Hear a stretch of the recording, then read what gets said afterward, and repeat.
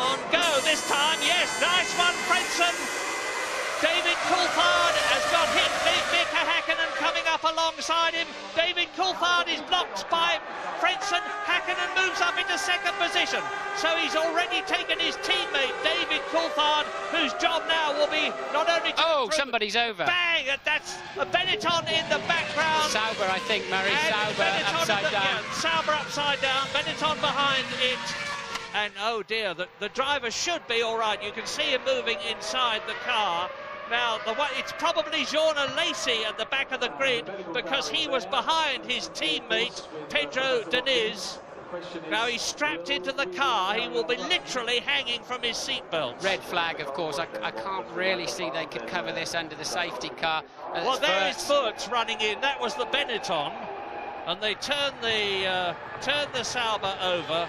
The left rear wheel is off, and of course now... Yeah, they have used the safety car. Surprising for me anyway. I thought they'd red flag this one with so many marshals around, but of course the cars will come. Wurz and Damon Hill apparently stopped on that lap. So that's Hill, Wurz and Diniz as you watch the safety car coming around. We're on the second lap now, and that was a particularly hard call for Heinz-Harald Frentzen, who got away extremely well. Häkkinen up into second place, David Coulthard down to third. Ralf Schumacher, who started fourth, is still fourth, and the medicos are still attending to Pedro Diniz inside the Sauber. Yes, well, either the roll bars failed, which I'd be very surprised, or it just dug into the soft ground, I think, and gave the impression that Diniz's head was against the ground. But we did see him moving around inside, trying to get out. Fortunately, both Stewarts away very slow. Now let's see the action. Look, Diniz going around the outside. Look, the two Ferraris got together. Look, two Ferraris got together. Benetton goes across and clips the back of Diniz as he's minding his own business, going around the outside. Wurz hit Damon Hill, who was going very, very slowly there, and as a result of that, Diniz goes off and turns upside down. Well, I think they've done exactly the right thing in bringing the safety car out, because the Sauber looked well away from the scene of the action on the tarmac. There it is. Yeah, that's a nasty accident, actually, because the rollover hoop really did dig into the soft ground. There's been a lot of rain here, and hopefully there's no neck damage there. And he's going to go across, look, from round, and now he clips. He tries to go round a slowing Damon Hill, and just clips. It's so unusual to see a Formula 1 car fly that easily. It must have just caught it in the wrong place and sent the thing skywards, Murray. I think... Apologise, Martin, yeah. There's Pedro. I think a lot of this is precautionary. He's sort of putting his thumbs up. Look, I think a lot of that, they've got the new seat system where they can lift the driver out complete with his seat. They're using that, and I'm hoping and expecting that a lot of that is precautionary. Now look, I think the rollover bar has failed. Look, that's why the car looked. That's so unusual for that to happen. Very heartening to see Pedro conscious, lifting his thumb up to see. He knew he would be on television, I'm sure. Here it is again. There you see, there's Zanardi in the background. That is Wurz. There is the Sauber completely overturned with Pedro Diniz hanging in the seatbelts from his shoulders and his waist. This could be a more telling angle, look, Murray. I think we're going to see Diniz pop out. The two Ferraris get together, look. Diniz is trying to go around the outside, and suddenly the Benetton spears across, look, just catches him in the left rear. And of course there's a lot of side energy going. Yeah, the rollover hoop's gone. So if he's not got a damaged neck, then he's a lucky bunny. Yeah. Well, talking about the two Ferraris, Eddie Irvine has moved up a couple of places as a result of that. Not that he would have wanted to have gained them for that reason, but he's now up from 9th on the grid to 7th in the race. We're on lap 4 of the race now, because the race is still on. Yes, out goes Frentzen. Where is Coulthard? Right behind him, and the mechanics scatter. And more importantly, where's Ralf? Ralf not in view yet. Ralf coming over the start-finish line now. He will not get ahead of them, and nor will Häkkinen. Häkkinen's a lap down. There's De La Rosa, also a lap down, and there's Ralf. He maintained 3rd place, did not put the hot laps in he needed to during that period when he was there. And that's Frentzen. Frentzen, and Fisichella has exited the pit lane. Frentzen stops. He's lost the prop on turn 3. That's his race run, and Eddie Jordan is gutted.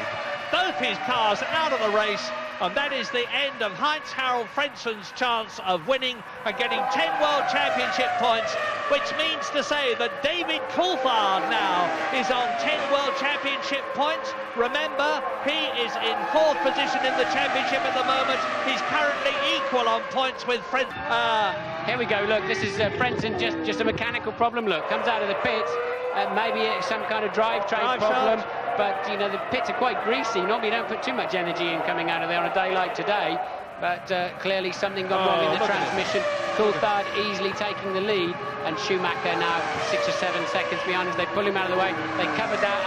Now, and David Coulthard is easing away from him as Ricardo Zolter leaves gravel all over the track. Oh and no, Coulthard off the road. David Coulthard has gone off.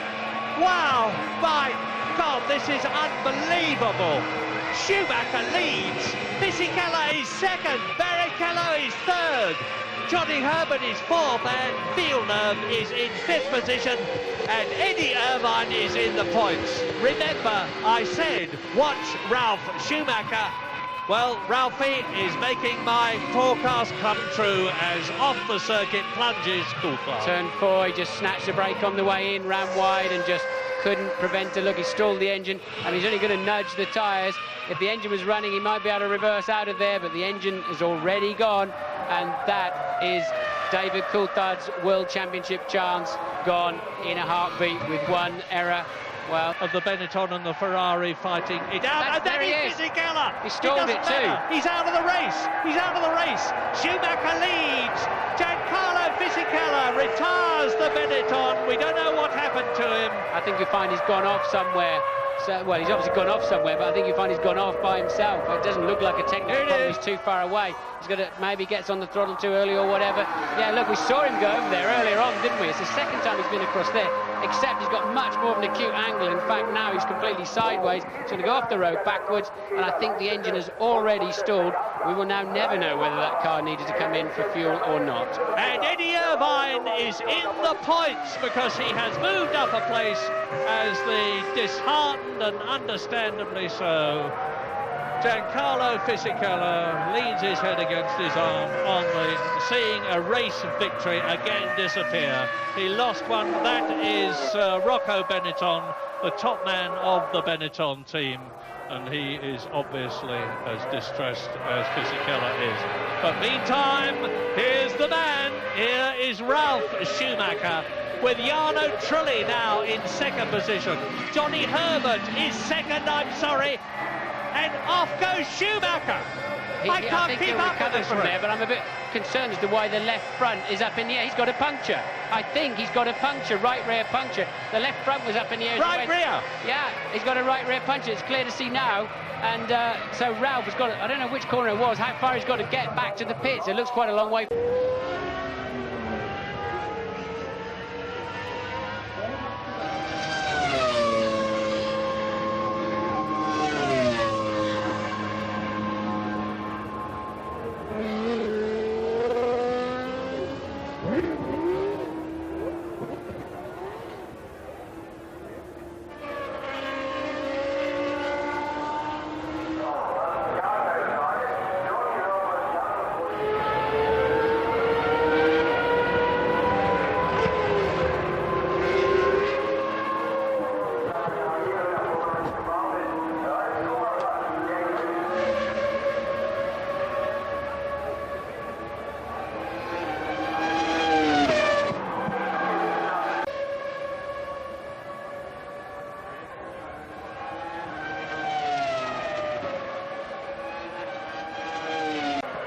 Luca Badoer, who was 4th and has retired and has burst into tears, unsurprisingly, in the Minardi.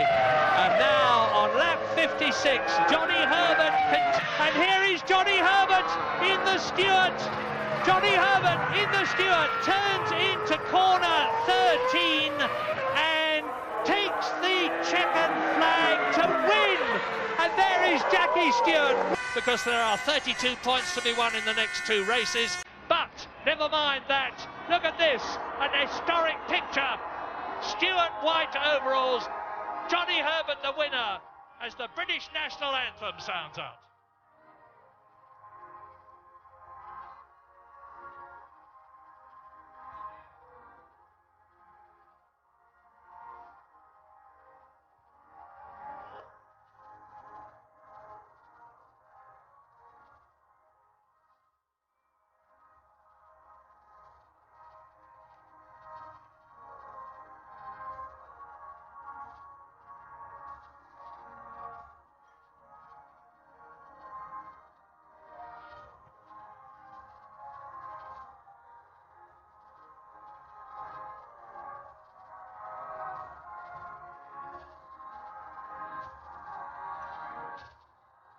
Tears of misery for Mika Hakkinen and Monza, tears of joy for Paul Stewart at the Nürburgring.